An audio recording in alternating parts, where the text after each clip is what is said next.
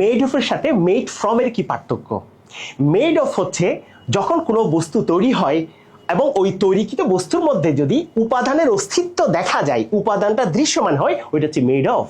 আর যদি যে বস্তুটা তৈরি হবে ওই বস্তুর যদি উপাদানটা, যে উপাদান দিয়ে তৈরি হয়েছে সেটা যদি দৃশ্যমান না হয়, ওই উপাদানের যদি অস্তিত্ব দেখা না যায় চোখে, সেটা হচ্ছে মেড ফ্রম। যেমন আমরা যদি এক্সাম্পলস আকারে দেখি, এক্সাম্পলসের মধ্যে আমরা দেখো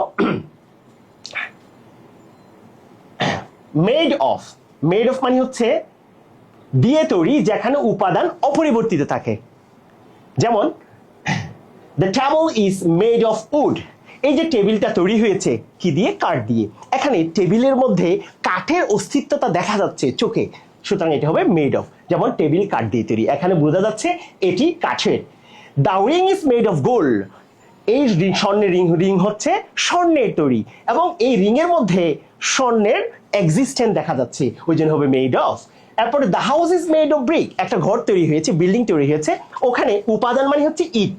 ইটের যে এক্সিস্টেন্স, উপাদানের যে অস্তিত্ব সেটা দেখা যাচ্ছে, ওই জন্য হবে মেড অফ ব্রিক্স। আর যদি যেই উপাদান থেকে তৈরি হয়েছে সেই উপাদানটা যদি চোখে দেখা না যায় আর দৃশ্যমান না থাকে, সেটা মেড ফ্রম। যেমন পেপার, যখন কোনো কাগজ তৈরি হয় সেই কাগজের মধ্যে কাঠের যে একটা অস্তিত্ব আছে, কাঠটা আর চোখে দেখা যায় না, এটা হচ্ছে paper is made from would, অর্থাৎ উপাদানটা পুরোপুরি চেঞ্জ হয়ে গেছে। একইভাবে ওয়াইন, মদ, এই যে মদগুলো আঙ্গুর দিয়ে তৈরি, যে আঙ্গুরের যে উপাদান সেই উপাদানটা দৃশ্যমান থাকে না মদের মধ্যে, ওই জন্য wine is made from grapes. তার মানে আমরা বুঝতে পারছি যেই উপাদান দিয়ে কোনো বস্তু তৈরি হবে সেই উপাদানটা যদি অস্তিত্ব টোটালি না থাকে, অর্থাৎ সেই উপাদানটা যদি পুরোপুরি চেঞ্জ হয়ে যায়, সেটা হচ্ছে মেড ফ্রম। আর উপাদানটা যদি দৃশ্যমান থাকে সেটা হচ্ছে মেড অফ। ওকে।